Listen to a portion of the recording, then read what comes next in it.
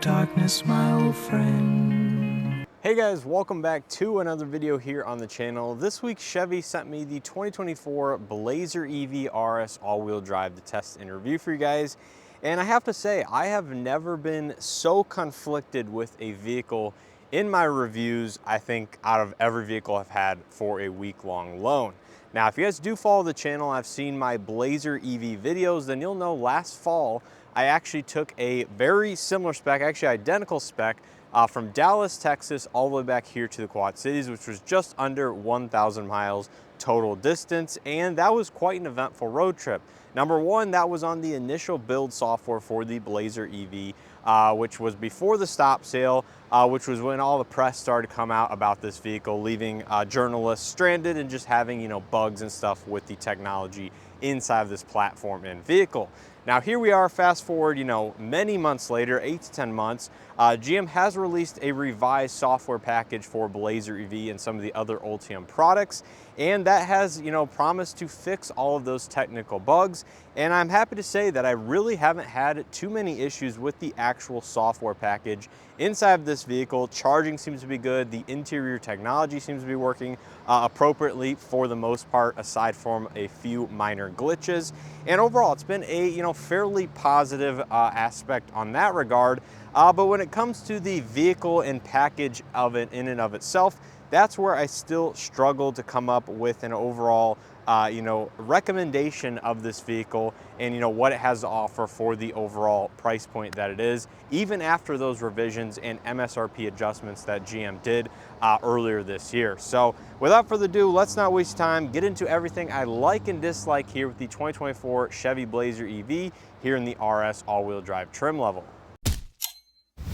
So as usual, starting with my list of likes with the Blazer EV, the first one is the dynamic LED lighting here on the exterior. Now the RS trim level in specific adds the illuminated grille section as well as the illuminated front bow tie, and then out back it does add the dynamic sequential functionality to the LED tail lamps when you're charging or walking up to or away from the vehicle.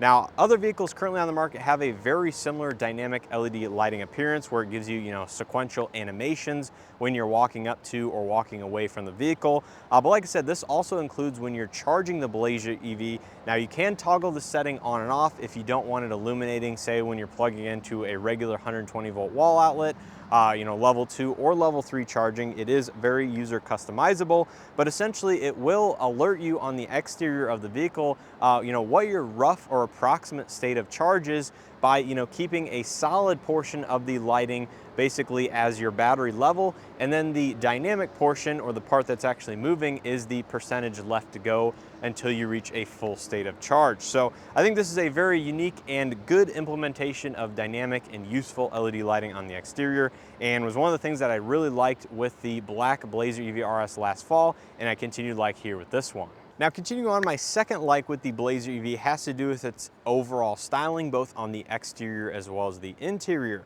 Now, Blazer EV, when it first was released, was kind of controversial in that it was kind of like an SUV slash wagon in shape, and I still maintain that it looks, somewhat like a, mashup between a traditional SUV and that of a hatchback or an elongated wagon.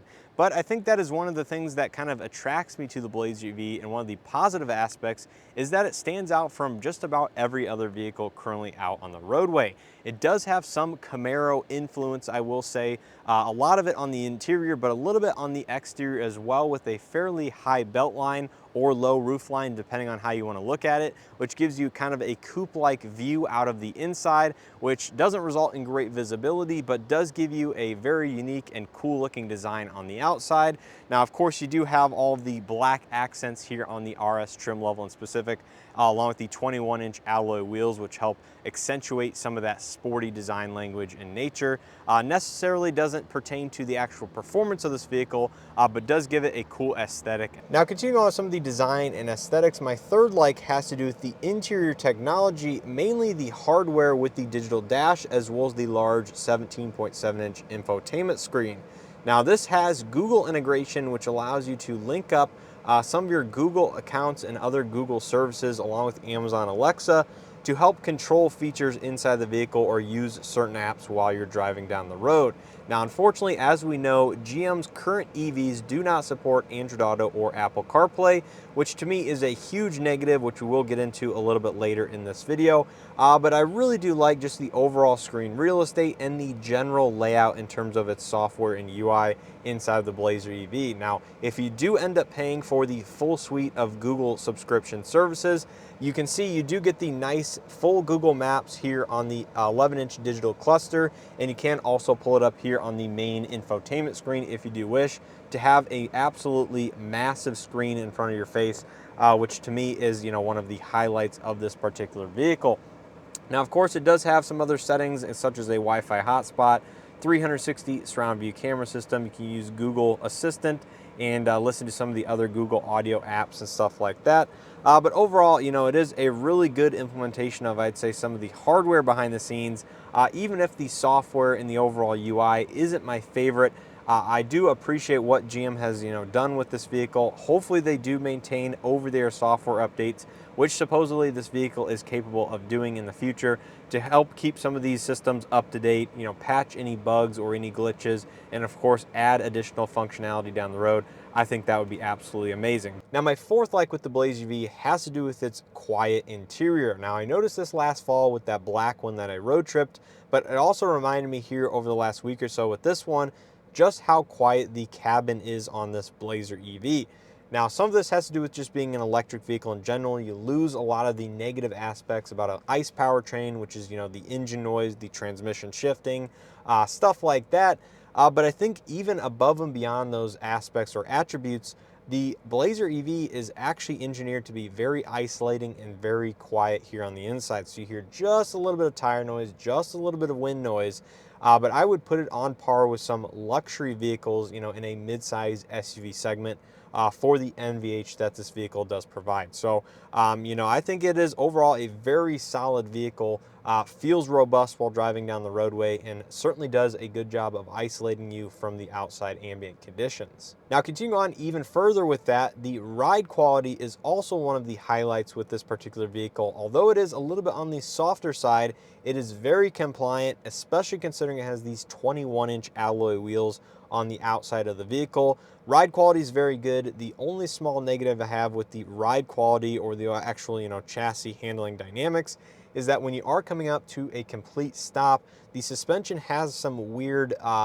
jounce or bounce to it.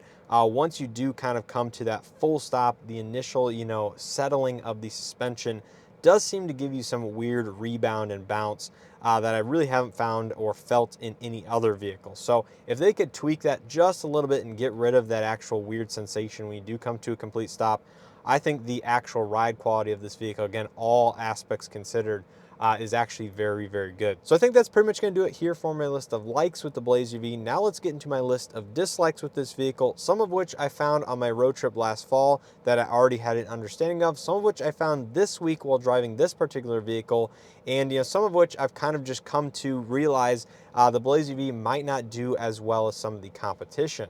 So my first dislike here with the Blazer EV actually has to do with the seating position as well as the overall seat comfort. Now, I believe some of this has to do with my physical body myself, but I think some of it also has to do with the Blazer EV's seat design as well as the adjustments you have available via the steering wheel as well as the actual driver's seat itself.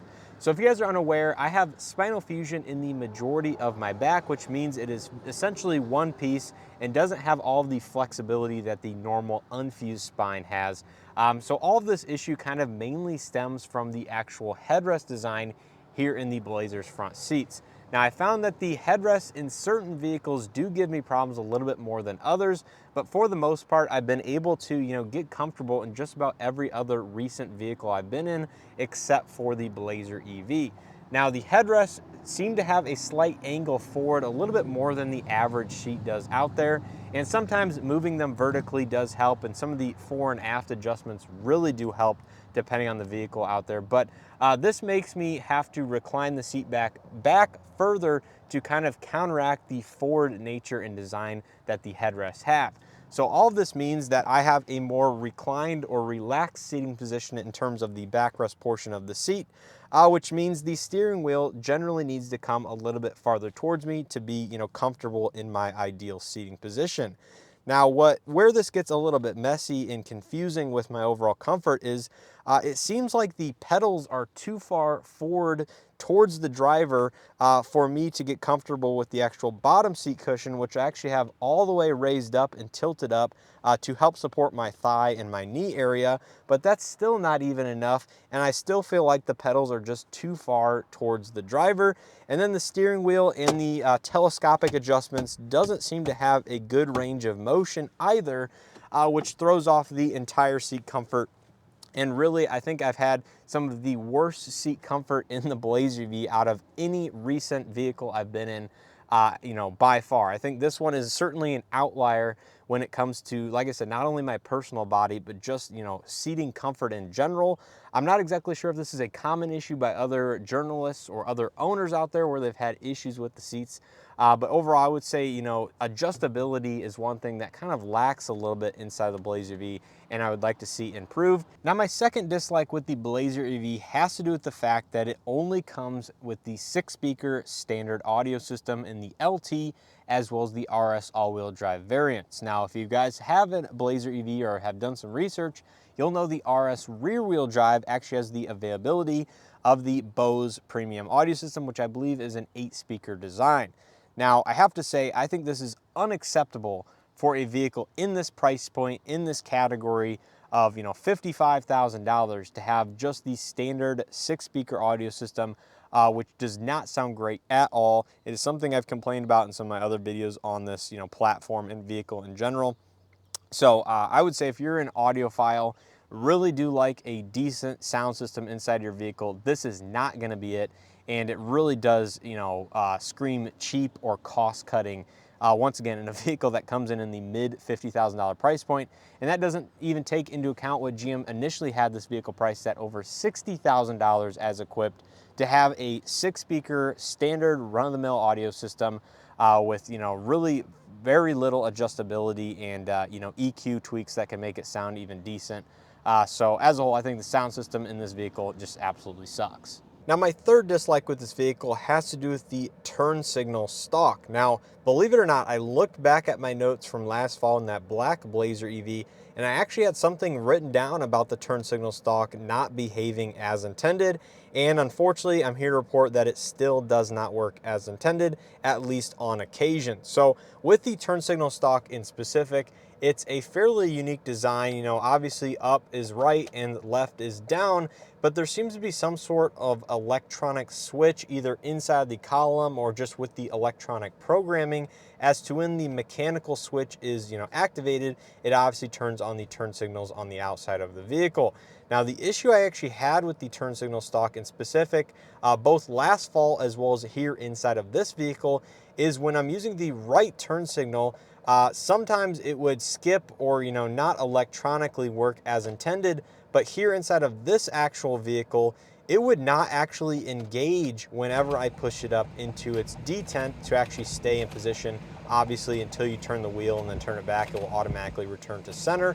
But this vehicle, I don't know if I have an actual good clip of it, but it would just not stay up and it would constantly return back to center like it was not wanting to actually latch into the upper position. So I think that is a physical hardware issue with this particular vehicle, but I think there's electronic bugs also with the turn signals from what I've seen online. So hopefully they can resolve that here either with a hardware change and or software updates if needed, but definitely a little bit concerning to see with the overall build quality. Now, continuing on, my next dislike with the system is going to be a common one from what I've seen on the internet, and that is the fact that GM's newest EVs do not support Android Auto or Apple CarPlay.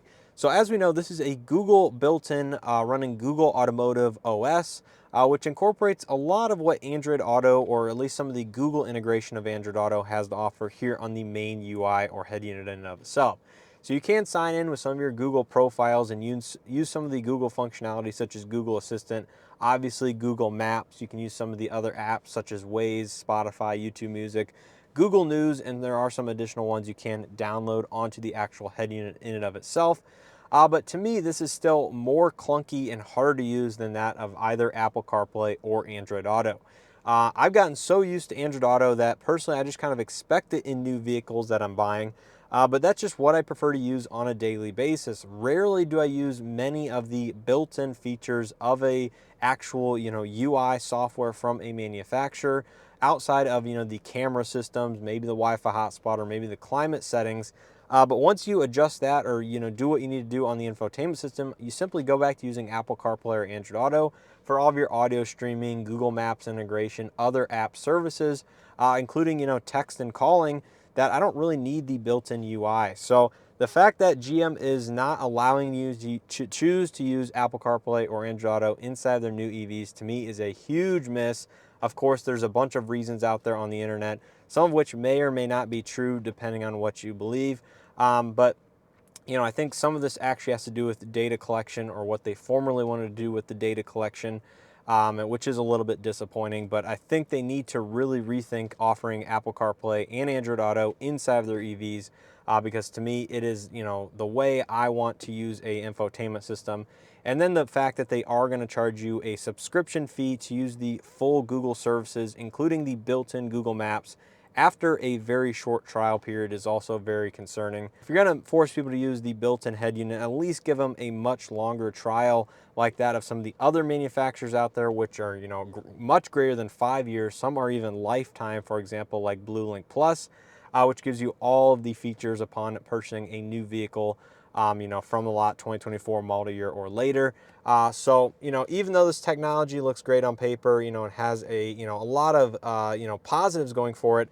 Just the fact that there's no Android Auto, Apple CarPlay, and the full system functionality is locked behind a paywall is just a little bit disappointing. My next dislike has to do with the center console layout and design. Now, if you guys have seen my Equinox versus Blazer EV video, then you'll see a little bit of what I'm talking about when I do reference the Equinox EV. But I think this vehicle has a somewhat useless center console design, and I say this for a couple of reasons. Now, number one, it has a good set of cup holders here that are on the larger side of things, so it can fit a lot of different beverages inside. It has a wireless charging pad here just in front of the center console lid here, which works okay. I will say it's not the best wireless charging out there. It does get extremely hot over a fairly short while, but I did actually do the road trip back from Dallas, Texas using mostly the wireless charging pad for my phone.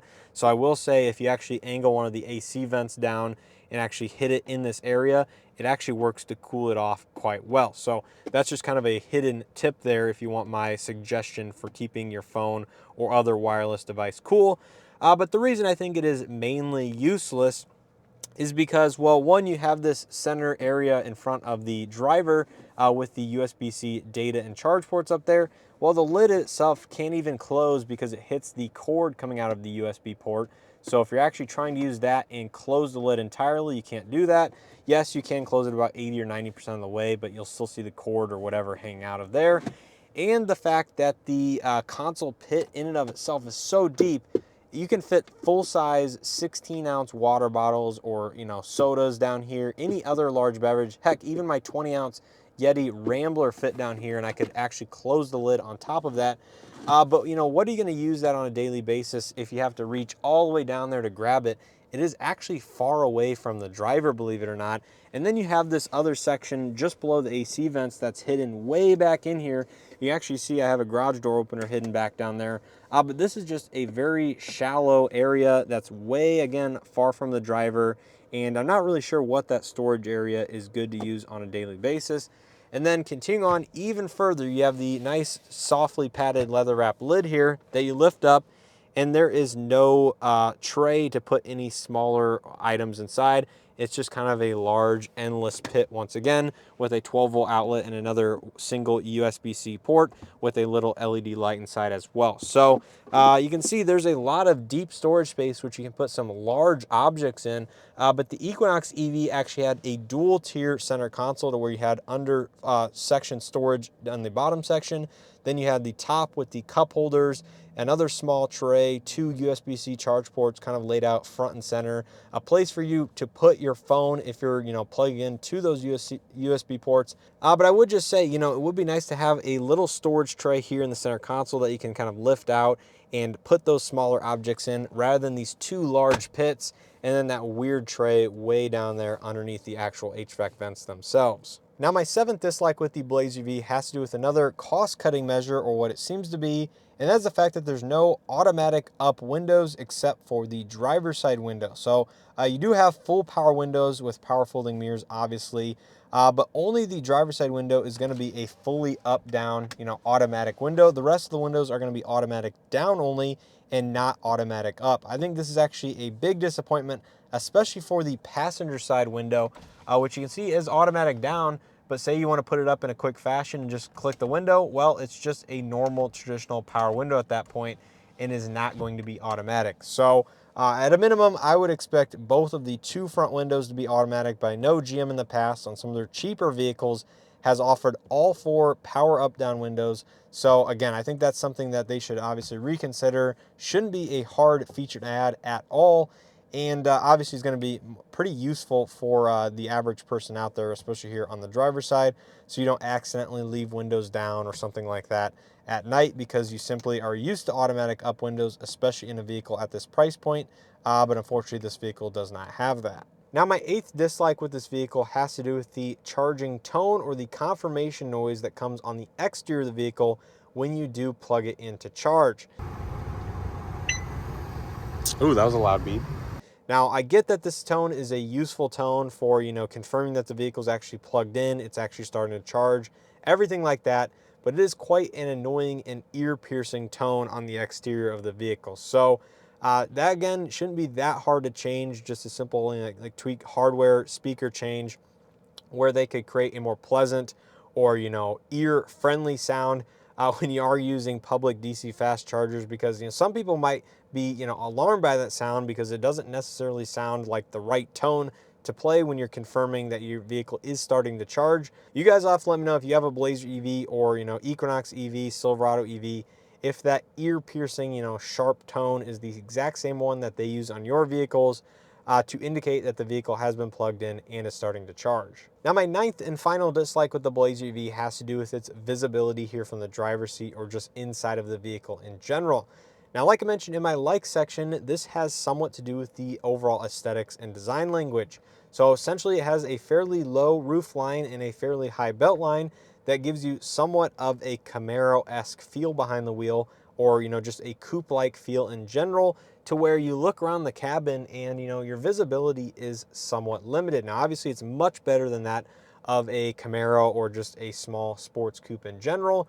But you start to look around a little bit more. You see the dash is way out in front of you. You see the mirrors are fairly narrow in overall height and have a very small section of visibility. The actual side windows are fairly small in general. You have a digital rear camera mirror to help out with that extremely tiny rear piece of glass on the hatch itself.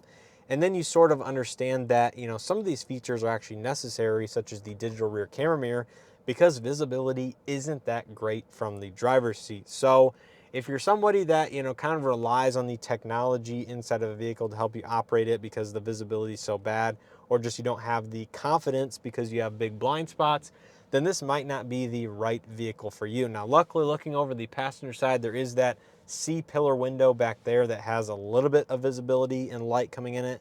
So if there's a big truck or another large SUV back there, you might be able to see it, quickly looking over your shoulder. But, these pillars are fairly chunky, and that is something that I've just seen, driving it on a daily basis versus that of other cars or my personal vehicle, is that you can have blind spots while looking around or trying to maneuver around, tight spaces inside of the Blazer. So do keep that in mind while taking this vehicle for a test drive or looking at one to purchase. Is, obviously feel comfortable behind the wheel. So I think that's pretty much going to do it here for my full list of likes and dislikes with the 2024 Chevy Blazer EV RS all-wheel drive. Now, this vehicle in specific, since I've had such a large amount of time with it last fall, over the last several months, and then here over the week with this particular vehicle, is one that I feel extremely confident and know quite a bit about. So, you know, this is a little bit more like maybe picky versus some of the other vehicles out there where I don't have as much time with the vehicles. But I think this is an accurate representation of things that I think really do hit the mark in terms of my likes, really do miss the mark in terms of my dislikes, and then everything else that really wasn't mentioned here in this video. It means the Blazer does at least adequately well, or as expected, as it should work in terms of, you know, the features and options and everything like that. Now, obviously, they did already announce the 2025 model year changes for this particular vehicle, and a couple small things were made different in terms of packaging. For example, you can option the panoramic sunroof here on this particular spec now, which you couldn't for 2024. So that's a little bit of a positive if you really did want the panoramic sunroof here with the RS all-wheel drive. But for the most part, it's remaining relatively unchanged. And unfortunately, that means, you know, some of the actual like EV Ultium platform bits are remaining unchanged as well, which means peak charging speed of up to 150 kilowatts for a fairly short window. And then you have the overall charging time, which is going to be fairly slow compared to that of other vehicles currently offered on the market. Somewhat to do with the low battery voltage. This one operates somewhere around 335, 340, 345 volts in terms of its nominal pack voltage. But you know, overall, I think there's just a lot of things that GM could work on to improve with this vehicle, either for a mid-cycle refresh or just a model year change, maybe for model year 2026, when hopefully the NACS port is already on this vehicle. It's using the Tesla supercharger network without any hiccups, and obviously they can work to tweak and improve the software over time, hopefully via over-the-air software updates, but at worst case, via dealership add-ons or software packages that they can do under warranty to help improve the overall ownership of this particular vehicle. So yeah, like I said at the beginning of this video, I really kind of, you know, grappled with and thought a lot about this vehicle, and it's still one that I'm, you know, having a hard time recommending to anybody out there for the overall price point and the package that it offers. Now, upon my initial impressions of the Equinox EV, I think that's going to be a lot more favorable to a lot more people out there, given the roughly $5,000 to $7,000 cheaper price tag, using the same overall technology, Ultium architecture, the 85 kilowatt hour battery pack, a little bit better efficiency as well, because this vehicle certainly doesn't excel in really any of those aspects. But I think the Equinox being just that much cheaper will help it be competitive within the overall marketplace. So yeah, I just want to give a huge thanks to Chevy for sending out the Blazer EV once again for me to spend a little bit more time with and gain an even better understanding of this vehicle. If you have any additional questions or specific things you want to know about the Blazer EV, feel free to leave a comment down in the comment section. I will, of course, do my best to answer them or direct you in a place where you can find the information that you're looking for. And yeah, overall, you guys have to let me know your thoughts and opinions. Do you agree, disagree, or have anything to add in terms of likes or dislikes with your Blazer EV if you happen to own one or have a lot of experience behind the wheel of one? If you guys enjoyed this video and or found it helpful, make sure to hit that like button. As always, subscribe if you haven't already. Check out my 1,000-mile road trip here with the Blazer EV last fall, but do also take a little bit of caution, and that had the original software package, and you know, charging hardware obviously might not have been working optimally when you are looking at that video. But I've learned a number of things since then, that some of it was the car, some of it obviously was the charging, but I think a lot of it ultimately came down to the pack voltage of this vehicle, the maximum amperage that those chargers could produce or put out to the vehicle, and that was the limiting factor when it came to the overall charge speed here with this particular Blazer EV. So all that being said, as usual, I appreciate the continued support and hope to see you guys in the next one. And things take a turn. We are currently in turtle mode.